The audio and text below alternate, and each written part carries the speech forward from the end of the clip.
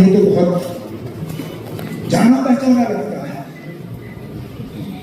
और फिर मैं देखता हूं कि ये जम्मू की हमारी असेंबली कॉम्प्लेक्स थी, जम्मू का हमारा लेजिस्लेटिव असेंबली का हॉल, जिसको एक फिल्म के सेट के तौर पे इस्तेमाल किया जा रहा था। स्पीकर साहब, कितने अफसोस की बात, जब हुकूमत को डॉक्यूमेंट स्कैनिंग का सिलसिला करना था, उनको और कोई जगह नहीं मिली। जम्मू का हमारा असेंबली कॉम्प्लेक्स उनके हवाले किया गया। जिस कुर्सी पे आप बैठे हैं, जिस कुर्सी पे हमारे सेक्रेटरी साहब बैठे हैं, जिन कुर्सियों पे हमारे मेंबर बैठे हैं, वहां पर लोग टेबलों पे पैर ऊपर किए हुए पता नहीं क्या काम किए जा रहे थे। शायद ये सोचते हुए कि ये घर नहीं आएंगे। लेकिन अल्लाह ताला का करना देखिए, इलेक्शन हुए, नतीजे आए और ऑनरेबल मेंबर्स जो हैं उन्होंने अपनी जगह इस हाउस में वापस ली। वक्त भी कैसे बदलता है साहब। ये जो हमारे ये नई टेक्नोलॉजी है ना, ये भी कभी कभार अजीब चीजें कर देती है। इन फोन में एक आदत है, ये पुरानी तस्वीरें आपको याददाश्त के तौर पे जो है सुबह सुबह वो स्क्रीन पे आ जाते हैं कि 1 साल पहले आप ये कर रहे थे, 2 साल पहले आप ये कर रहे थे। आज सुबह भी मेरे फोन ने यही किया, कहा कि 5 साल पहले आप ये कर रहे थे। तो मैंने जब तस्वीर देखी, मैंने अपने आप को पहचाना नहीं। दाढ़ी थी, जम्मू कश्मीर रियासत का गेस्ट हाउस में मैं मेहमान बना हुआ था, अपनी मर्जी से नहीं।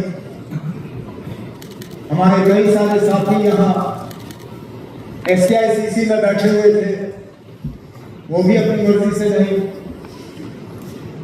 बर्फ पड़ी हुई थी, आज तो सूखा है, 5 साल पहले इसी दिन जबरदस्त बर्फ पड़ी थी। और हमें बेइज्जत करने की कोई कसर बाकी नहीं रखी गई थी।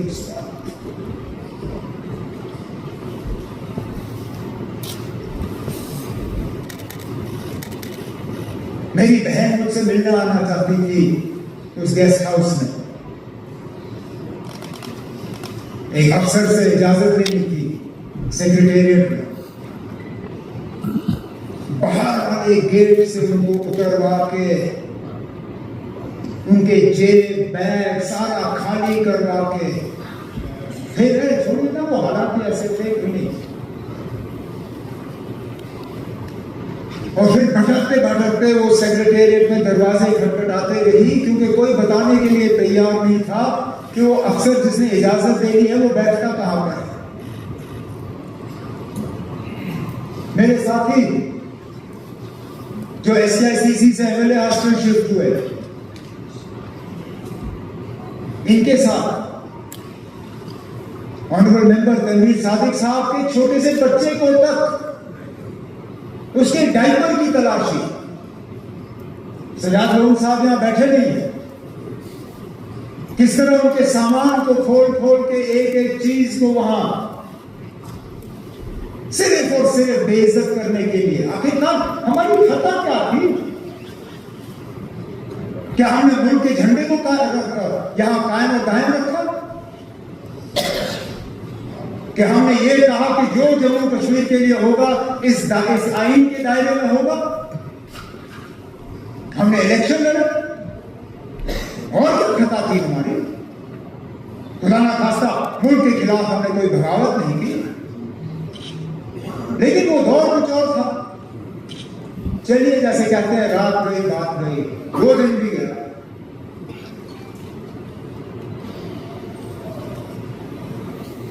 आज एक नई शुरुआत, इसलिए जिन चीजों का मैंने अभी जिक्र किया शायद दोबारा कभी करूंगा नहीं, क्यों जरूरत नहीं। मैं उन लोगों में से नहीं हूं जो हमेशा पीछे मुड़ के देखे। मेरी नजर आगे की तरफ, मेरी नजर पीछे की तरफ नहीं, मंजिल की तरफ है और इंशाल्लाह तेजी से मंजिल की तरफ चलता रहा। मैं अगर खड़ा हूं आज यहां तो एलजी साहब का, ऑनरेबल लेफ्टिनेंट गवर्नर साहब का शुक्रिया करने के लिए जो खुतबा उन्होंने यहां इस हाउस के सामने पेश किया। हम चाहते थे कि तफसीलन एक बहस हो, एक डिस्कशन जिसमें हर तरफ से ऑनरेबल मेंबरान हिस्सा लें, अपनी बात सामने रखें।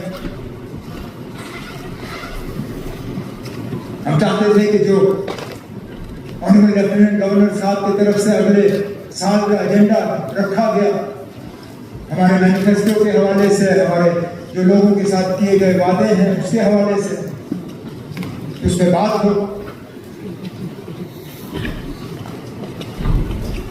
हम चाहते थे कि लेफ्टिनेंट गवर्नर साहब के खुतबे में जो खासकर कॉन्स्टिट्यूशनल सेफगार्ड्स के हवाले से जो उन्होंने जिक्र किया, जो रेस्टोरेशन ऑफ स्टेटहुड के हवाले से जिक्र किया, मैं चाहता था कि उस तरफ जो हमारे ऑपोजिशन के मेंबरान हैं, मैं उनसे सुनना चाहता था कि चलिए कॉन्स्टिट्यूशनल सेफगार्ड्स उनको नहीं चाहिए, पता नहीं क्यों नहीं चाहते हैं वो। स्टेटहुड पे मैं उनसे सुनना चाहता था कि उनकी क्या सोच है, क्या इरादे हैं उनके। लेकिन बहस के बजाय यहां हमें ड्रामा तो देखने को मिला। कोई कुर्सी पे खड़ा, कोई टेबल पे खड़ा, कोई यहां हमारे रिपोर्टर्स के टेबल पे, तो कुछ ने तो सेक्रेटरी साहब के टेबल पे भी नहीं छोड़ा। मैं अपनी जगह मान के चलता हूं कि वोटर इन चीजों को पसंद नहीं करता और मेरा तजुर्बा रहा है कि हुकूमत के लिए सबसे आसान काम तब होता है जब हाउस में शोर होता है, क्योंकि हम जवाबदेह बनते नहीं।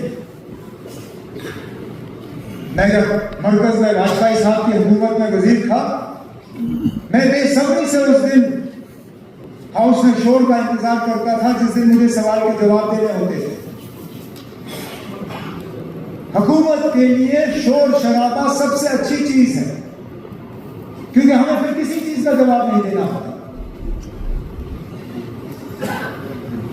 जिन लोगों ने शोर शराबा करके यहां से चले गए, वो तो अपनी जिम्मेदारी निभाने में फेल हुए। उनका काम था हमें जवाबदेह बनाना, हमसे कुछ अश्योरेंसेस हासिल करना, लेकिन जिन्होंने नहीं किया।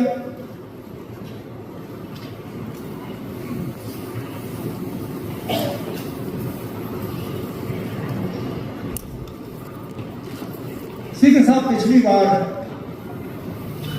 जब हम इस हाउस में मिले थे, आखिरी बिजनेस जो रेजोल्यूशन के तौर पर हाउस ने उस वक्त पास किया, मुझे और मेरे कुछ साथियों को अच्छी तरह से याद होता है।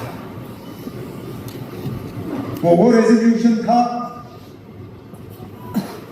जिससे हमारी फाइनेंशियल ऑटोनॉमी पूरी तरह से तहस नहस कराई गई। हमें जो अपने टैक्स लगाने के इख्तियारात थे वो हमसे छीने गए। हमें जीएसटी का वो निजाम जो है हमारे ऊपर ठोसा गया। हमने चीखा, चिल्लाया, एहतजाज किया, शोर किया। मैं उस वक्त उस तरफ था, बहुत कोशिश की कि ना हो। मेरे कुछ साथी जो यहां मेरे साथ बैठे हैं, हमने टेबल थपथपाए, जितना हमसे हो सका हमने किया, क्योंकि हम जानते थे इसका नतीजा क्या होगा। और इसका नतीजा आखिरकार 5 अगस्त 2019 ही निकला। जिसमें जो बचा कचा था वो भी हमसे लिया गया। आज जो लोग यहां रेजोल्यूशन के हवाले से बात करते हैं और बैनर और पोस्टर उठाते हैं, उनको तो पहले अपने गिरेबान में जान के देखना चाहिए कि उन्होंने यहाँ इस हाउस में क्या किया था जब वो पिछली बार यहाँ पे थे। बड़ा आसान है 370 के हवाले से अब बात करना। जब बचाने का मौका था तब क्या किया, जब रोकने का मौका था तब क्या किया, तब तो मिली भगत की इन लोगों के साथ, तब तो हुकूमत चलाने के लिए ये कॉम्प्रोमाइज लफ्ज इस्तेमाल करते हैं। कॉम्प्रोमाइज करना कोई इनसे सीखे? कब कॉम्प्रोमाइज नहीं किया इन्होंने? चलिए तानी मर्तबा अल्लाह मग़फ़िरत करे उन्हें, मुफ्ती मोहम्मद सैयद साहब को, उनके पास कोई चारा नहीं था तो कर दिया इन लोगों के साथ अलायंस। लेकिन जब एक साल बाद जब मुफ्ती साहब वफात पा गए और उस वक्त पीडीपी की तरफ से दोबारा कुछ डिमांड्स जो है शराइत रखे गए थे मरकज की हुकूमत के सामने कि हमें और कॉन्फिडेंस बिल्डिंग मेजर्स चाहिए, हमें एजेंडा ऑफ अलायंस प्लस कुछ और चाहिए। क्या मिला? 3 महीने इंतजार कराया हुकूमत बनाने से पहले, लेकिन जब हुकूमत बनी उसी तंखा पे काम किया। तो कॉम्प्रोमाइज आप हमें मत सिखाइए ना। कॉम्प्रोमाइज का नतीजा ही है कि हम यहां पहुंचे। अब ये हमें कहेंगे फिर अब आप लोग भी बीजेपी के साथ थे, लेकिन वहां पे यहां नहीं, इनका मॉडल अलग था। ये वहां बीजेपी के साथ मिलने के लिए तैयार नहीं थे, पता नहीं क्यों, लेकिन यहां आने में उनको कोई एतराज नहीं था। हमने उल्टा किया, हमने जम्मू कश्मीर के लिए कुछ हासिल करने के लिए एनडीए के साथ वहां हाथ मिलाया, लेकिन बीजेपी को यहां बढ़ने नहीं दिया हमने। आपको याद होगा राठौर साहब, जब जम्मू में बाई इलेक्शन हुआ लोकसभा का, मैं मिनिस्टर था वाजपेयी साहब की हुकूमत में, उसके बावजूद हमने जम्मू में बीजेपी के खिलाफ अपना उम्मीदवार मैदान में उतारा और जम्मू की सीट से बीजेपी को हरवा के नेशनल कॉन्फ्रेंस का उम्मीदवार कामयाब कराया वहां पे। शायद उसी बात का नतीजा है, उसी बात की सजा हमारे बेचारे राजौरी पुंछ के उम्मीदवारों को दी गई कि जम्मू से काट के उनको अनंतनाग के साथ लाया गया, क्योंकि बीजेपी ने कभी उस हार को तस्लीम नहीं किया। अब हमारे रेजोल्यूशन के हवाले से बात आती है।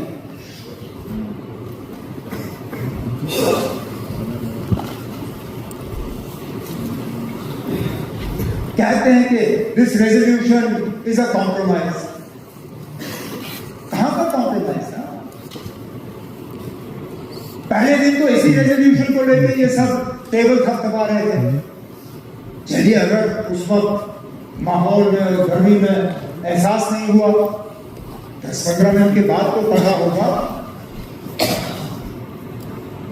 मुझे गले लगने आए मेरे चेंबर में, मुझे शुक्रिया और मुबारक किया, तब तक तो पढ़ा होगा। मैं मानता हूं जब यहां हाथ में हिला रहे थे तब शायद पढ़ा नहीं था, लेकिन हाउस एडजर्न होने के बाद जब बाहर आए तब तक तो पढ़ लिया होगा। लेकिन मुझे गले लगे, मुझे मुबारकबाद की, कहा कि ये हिस्टोरिक नहीं। 10-15 मिनट में हिस्टोरिक कॉम्प्रोमाइज कैसे बना? ऐसा रेजोल्यूशन लाना जो फटाफट मरकज रद्दी की टोकरी में फेंके, ये तो कोई भी बेवकूफ कर सकता है। इसमें कौन सी अकलमंदी? मैं अभी 2 जुमले कागज पे लिख लूंगा, आपसे पढ़वा लूंगा, 5 मिनट नहीं लगेंगे ना उसको नजरअंदाज करने में। लेकिन एक ऐसा रेजोल्यूशन इस हाउस से पास कराना जिससे लोगों के जज्बातों की तर्जुमानी हो पाए, जिससे कि दुनिया को यह पता चले कि 5 अगस्त 2019 के फैसले में हमारी राय नहीं ली गई, हमारी मंजूरी इसमें शामिल नहीं थी, और हम चाहते हैं कि जम्मू कश्मीर को अपना खसूसी दर्जा वापस मिले, और वो रेजोल्यूशन फौरी तौर मरकज से रिजेक्ट हो ना पाए। मैं तो कहता हूं इससे ज्यादा अक्लमंदी का सबूत आपको क्या चाहिए? अगर हमने ऐसा रेजोल्यूशन लाया होता जो फटाफट रिजेक्ट होता, जिन लोगों के इशारों पे आप ये शोर कर रहे हैं वो कहते देखो इस हाउस का कोई मतलब ही नहीं है, इस हाउस की तौहीन हुई और ये लोग खामोश रहे। Jammu Kashmir assembly is powerless. बेहतर है ये लोग घर जाके बैठे हैं, इनका कोई मतलब ही नहीं। लेकिन कुछ तो इस रेजोल्यूशन में है कि आज भी तकरीरों में honourable home minister of India, honourable prime minister of India, बाकी senior minister government of India के इस रेजोल्यूशन के हवाले से बात करके हमें निशाना बना रहे हैं। अगर ये कॉम्प्रोमाइज होता, अगर ये कमजोर होता, अगर ये उसमें कुछ होता नहीं तो इस रेजोल्यूशन का कोई जिक्र ही नहीं होता, खामोश रहते, इसके हवाले से कुछ कहने की जरूरत नहीं पड़ती। उनका जिक्र करना ही इस बात का सबूत है कि जम्मू कश्मीर लेजिस्लेटिव असेंबली ने जो करारदाद, जो रेजोल्यूशन यहां से पास किया है वो वाकई एक हिस्टोरिक रेजोल्यूशन है। इससे दरवाजे खुल जाते हैं, दरवाजे बंद नहीं होंगे। हमें फ्यूचर की तरफ देखना है, ये देखते हुए कि माजी में हमारे पास क्या था। हम कोई ऐसे अल्फाज इस्तेमाल नहीं करना चाहते थे जिससे कि हम कहीं किसी दायरे में बंद हों या हमारे ऑप्शंस रिस्ट्रिक्ट हों। इसलिए हमने जानबूझ के जम्मू कश्मीर के स्पेशल स्टेटस के हवाले से बात की। मैं जानता हूं इस मौजूदा हुकूमत से, मरकजी हुकूमत से हमें कुछ खास मिलने की उम्मीद नहीं है, लेकिन ये हमेशा के लिए नहीं होंगे। कभी ना कभी तो निजाम बदलेगा, कभी ना कभी तो हालात बदल जाएंगे। तो हम क्यों पहले ही अपने आप को किसी दायरे में बंद करें? जो सोशल मीडिया को भूल गए थे, आज अचानक उनको भी अपनी आवाज जो है दोबारा बहाल करने का एक मौका मिल रहा। पिछले 5 साल तक क्या वजह थी कि वो बोल नहीं पाए, मैं इसमें कह नहीं सकता, लेकिन अच्छी बात है कि आज कम से कम वो अपने आप को इतना मतलब आजाद महसूस करते हैं कि वो खुल के अपनी बात जो है सामने लाते हैं। और जमहूरियत का एक बहुत बड़ा हिस्सा फ्रीडम ऑफ स्पीच, बोलने की आजादी। अब इसमें आगे और हमें ज्यादा जाना होगा, मैं थोड़ी देर के बाद उस पर भी आ जाऊंगा।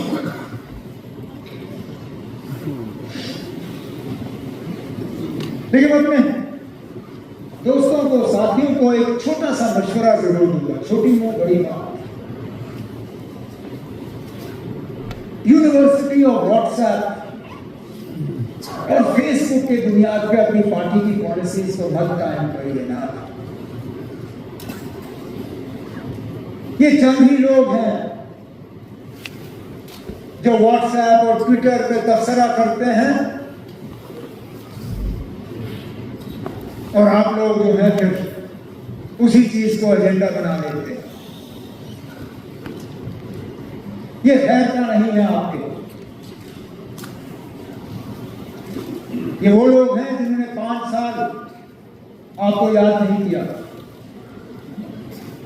अब अचानक उनको याद आया।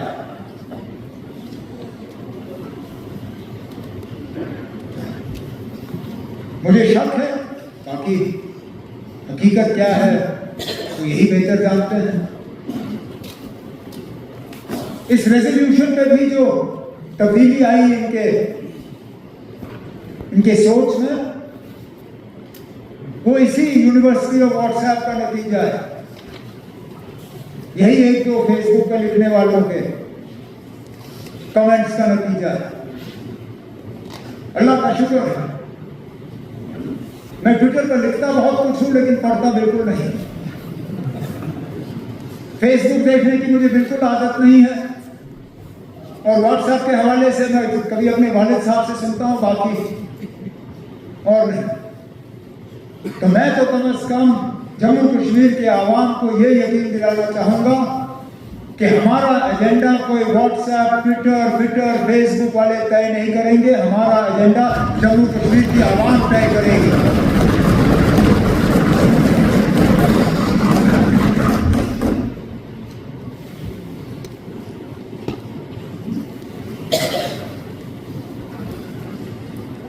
लेकिन सिर्फ ये रेजोल्यूशन नहीं है जो हमने किया, बेशक हमें अभी महीना भी नहीं हुआ है, लेकिन यहां खासकर जो विंटर जोन है, कश्मीर, पीर पंजाल का हिस्सा, चिनाब का हिस्सा, वहां के बच्चों का, बच्चियों का, पेरेंट्स, एक बहुत बड़ी मांग थी कि इम्तिहान का टाइम टेबल जो है वो चेंज किया जाए। मार्च के सेशन के बजाय नवंबर में इनके इम्तिहान होने चाहिए।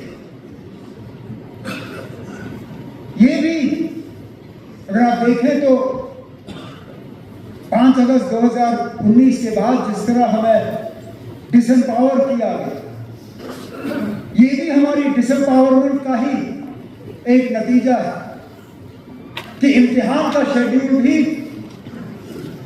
माँ बाप और बच्चे बच्चियों की मर्जी के बिना तय किया। मैं शुक्रगुजार हूं मिनिस्टर साहिबा का कि जिम्मेदारी संभालने के फौरन बाद उन्होंने इसमें रिव्यू की मीटिंगें ली, काबिना के सामने प्रपोजल लाया, और हमने दोबारा इन इलाकों में नवंबर का सेशन जो है उसके लिए ऑर्डर जारी किए। इसी तरह रिक्रूटमेंट का सिलसिला शुरू हुआ है, उसमें भी तेजी आएगी।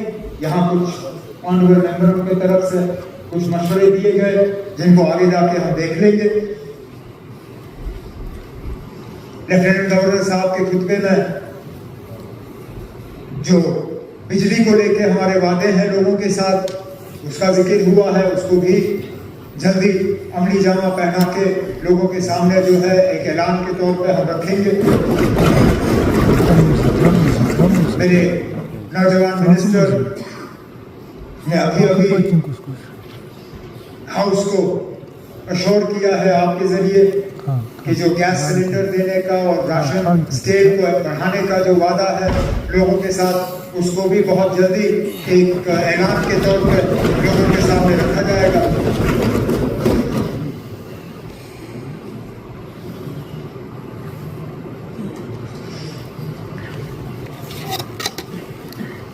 स्पीकर साहब, हम एक यूनियन टेरिटरी है,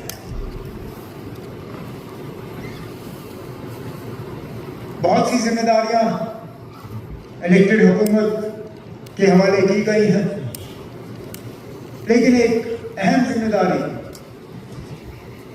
यहां के हालात को साजगार रखने का, लॉ एंड ऑर्डर मेंटेन करने का, मिलिटेंसी, टेरर, वायलेंस के खिलाफ पॉलिसी, स्कीम और एक डायरेक्शन देने का, वो इख्तियारात इलेक्टेड गवर्नमेंट के पास नहीं है।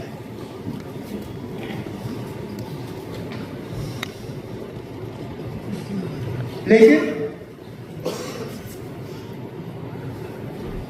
हालात एक वैक्यूम में नॉर्मलाइज नहीं किए जा सकते। इलेक्टेड गवर्नमेंट और लेफ्टिनेंट गवर्नर साहब के एडमिनिस्ट्रेशन का इस मामले में करीबी तालमेल है। किसी को भी इस शक में नहीं रहना चाहिए कि इलेक्टेड गवर्नमेंट और पुलिस के दरमियान किसी तरह की रसाकशी है या किसी तरह का कंफ्यूजन है। मैं पुलिस बिलखसूस अपने जम्मू कश्मीर पुलिस, बल्कि यहाँ बाकी जो सेंट्रल फोर्सेस हैं और सिक्योरिटी के बाकी फोर्सेस हैं, उनको श्योर करना चाहता हूँ कि हालात को नॉर्मल रखने में और यहाँ अमन कायम करने में हमारी हुकूमत पूरी तरह से उनके साथ खड़ी है।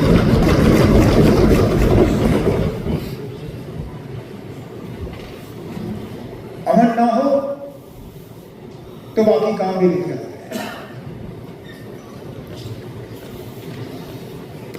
मुझसे बेहतर तो आप ही जानते हैं। मुश्किल दौर में आप 96 के बाद यहाँ मिनिस्टर रहे। आप जानते हो कि जब हालात खराब हो जाते हैं बाकी काम करना लगभग नामुमकिन हो जाता है। तो हमारी भी एक जिम्मेदारी बनती है कि हम जम्मू कश्मीर में हालात ठीक रखें, ताकि जो हमने डेवलपमेंट को लेकर, रिप्रेजेंटेटिव गवर्नमेंट को लेकर यहाँ एक तरक्की का नया दौर शुरू करने का जो हमने लोगों के साथ वादा किया है, उसको हम पूरा कर सकें। लेकिन और ये मेरे एक साथी ने आज, मैं सुबह उनकी जब तकरीर सुन रहा था तो ये बात उन्होंने भी किया एक अलग अंदाज में। हालात साजगार रखने के दो तरीके हैं। या तो आप लोगों को डरा धमका के, पकड़ दकड़, गिरफ्तारियां, तंग करके, सता के कुछ हद तक आप हालात थोड़े ठीक रख सकते हैं, लेकिन वो सिर्फ एक अनसेटल्ड काम, एक अननेचुरल काम जो आज है शायद कल ना। दूसरी तरफ से आप हालात ठीक रख सकते हो लोगों के ताउन के साथ, लोगों की कोऑपरेशन के साथ। इसमें लोग जो है वो जैसे अंग्रेजी में कहते हैं पार्टनर्स इन पीस, अमन को कायम रखने में हमारे साथी बन जाते हैं। मैं जम्मू कश्मीर में वो दौर देखना चाहता हूं और इस हवाले से कई सारे यहाँ ऑनरेबल मेंबरों ने अपनी तकरीरों में जिक्र किया। बदकिस्मती से आज वो इख्तियारात हमारे पास है नहीं, लेकिन मैंने तब भी जम्मू कश्मीर पुलिस के अफसरों के साथ इन मामलों पे बात की, जिस तरह हाईवे के हवाले से आप लोगों ने बात की। आम लोगों को हाईवे पे चलना कितना मुश्किल लगता है जब फौज की गाड़ियां या सिक्योरिटी फोर्सेस की गाड़ियां चलती हैं। मैंने उनसे कहा है कि कोई हमें ऐसा तौर तरीका देखना होगा जिससे कि उनकी भी हिफाजत बनी रहे, हमारे सिक्योरिटी फोर्सेस की, लेकिन लोगों की भी परेशानी का। सीआईडी वेरिफिकेशन के हवाले से बदकिस्मती से इस सीआईडी वेरिफिकेशन को कुछ वक्त के लिए, मैं अंग्रेजी लफ्ज इस्तेमाल करूंगा, इट इज वेपनाइज्ड, उसको एक हथियार के तौर पे इस्तेमाल किया। Passport verification, government job verification, ये बाकी चीजें जानबूझ के उसको इस्तेमाल किया गया लोगों को तंग करने के लिए, बजाय के लोगों के दिल जीतने के लिए।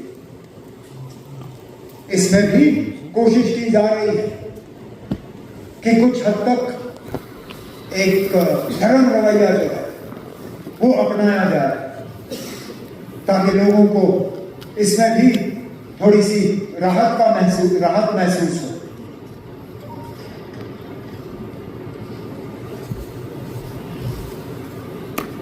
गिरफ्तारियों के सिलसिले में भी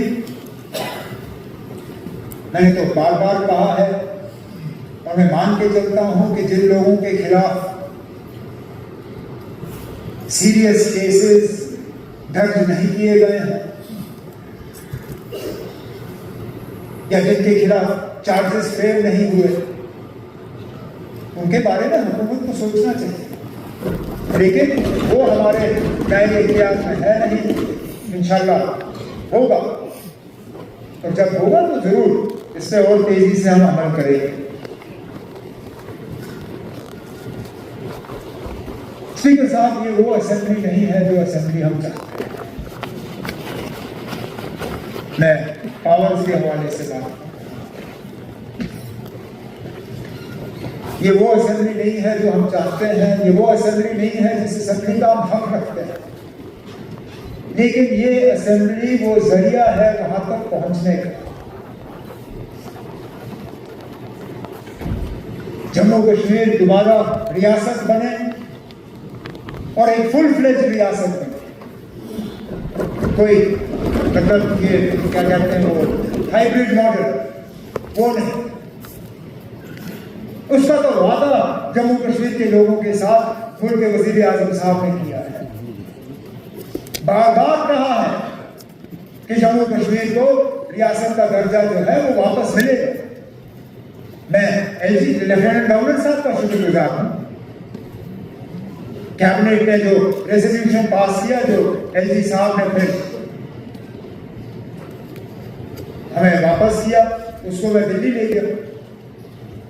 मैंने उसकी कॉपी वजीर आजम साहब को सौंपी, उसके साथ अपना ड्यू लेटर जोड़ा कि आप जो जम्मू कश्मीर के लोगों के साथ जो वादा किया गया है फुल स्टेटहुड का, उसको फौरी तौर पर पूरा किया जाना चाहिए। और मेरी मीटिंगें जो है बड़ी कामयाब रही, चाहे वो होम मिनिस्टर साहब के साथ हो या प्राइम मिनिस्टर साहब के साथ। मैं उम्मीद करता हूं कि बहुत जल्द जम्मू कश्मीर को दोबारा रियासत बनाने का जो प्रोसेस शुरू होना है वो हो जाएगा।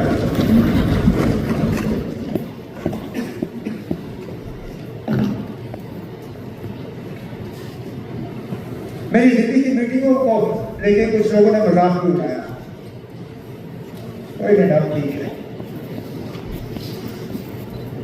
मुझे नतीजों से डर है। मैं दिल्ली में पावर मिनिस्टर से मिला,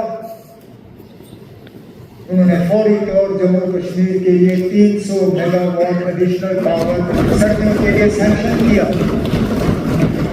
ताकि यहां पावर के कट्स जो है वो कम हो जाए।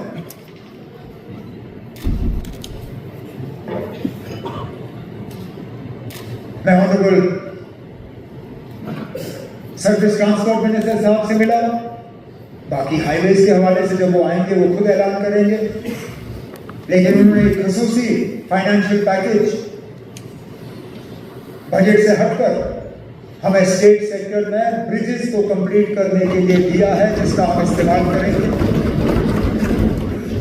अब इसी तरह मेरा इरादा है ऑनरेबल फाइनेंस मिनिस्टर साहिबा से मिलने का और बाकी से, ताकि जितना हम जम्मू कश्मीर के लिए फिलहाल हासिल कर सके हम कर लें।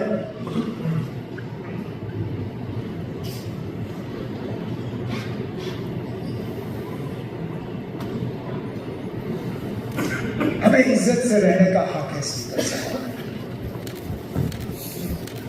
ये रियासत की मांग हम क्यों कर रहे हैं? क्योंकि आखिरकार हमारी शनाख्त, पहचान,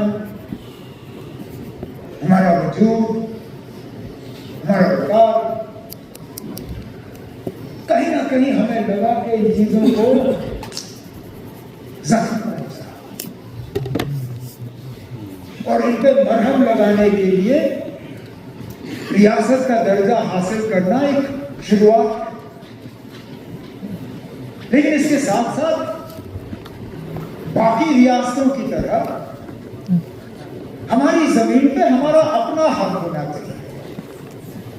हमारे रोजगार पे हमारा अपना हक होना चाहिए, हमारी रिसोर्सेज पे हमारा अपना हक होना चाहिए। हमें बाहर के इन्वेस्टर्स से कोई गिला नहीं है, शौक चाहिए करिए इन्वेस्ट, लेकिन जो चीजें यहां के लोगों की मेहनत के नतीजा है, उनकी टैक्स का नतीजा है, जो हमने एसेट्स बनाए हैं, उनको हम बेचने के लिए तैयार नहीं है स्पीकर साहब, वो हम दूसरों के हवाले नहीं करेंगे। यहां कुछ लोगों को गलतफहमी है कि हम गुलमर्ग या पहलगाम बेचने वाले हैं, वो इस गलतफहमी से बाहर आए। हम अपने क्राउन जूल्स, अपने एसेट्स को बेचने के लिए तैयार नहीं है। आप बाहर से आके यहां इन्वेस्ट करना चाहें, नया बनाना चाहें, शौक से करिए, लेकिन अगर आपको ये लगता है कि हमारी बनाई हुई चीजें आप सस्ती कीमत पे खरीद के खुद अमीर हो जाएं और हमारे लोग जो है वो बेरोजगार बने, वो गरीब रहें, उस बात की इजाजत जो है हम कभी नहीं देंगे स्पीकर साहब, ये मैं आपको यकीन दिलाता हूं।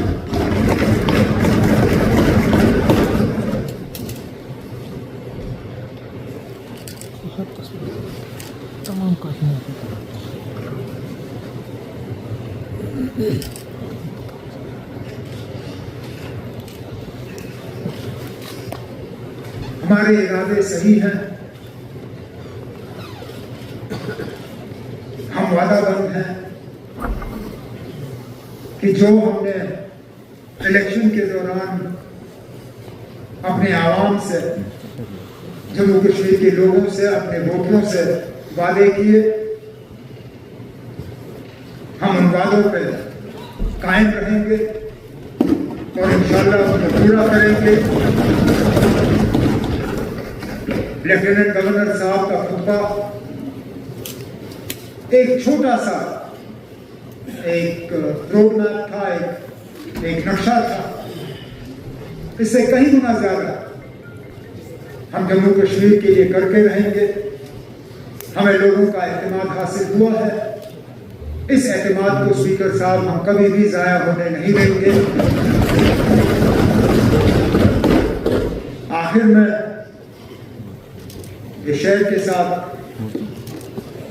मैं आपसे इजाजत लूंगा। जिसको तूफान से उलझने की हो आदत मुझसे, जिसको तूफान से उलझने की आदत हो मुझसे, ऐसी कश्ती को समुंदर भी दुआ देता है। इन अल्फाजों के साथ जनाब स्पीकर साहब, मैं ऑनरेबल लेफ्टिनेंट गवर्नर साहब का उनके खुतबे के लिए शुक्रिया करता हूँ और आपसे गुजारिश करता हूँ कि आप हाउस से उसको जो है पास करने की जो है वोट मांगें।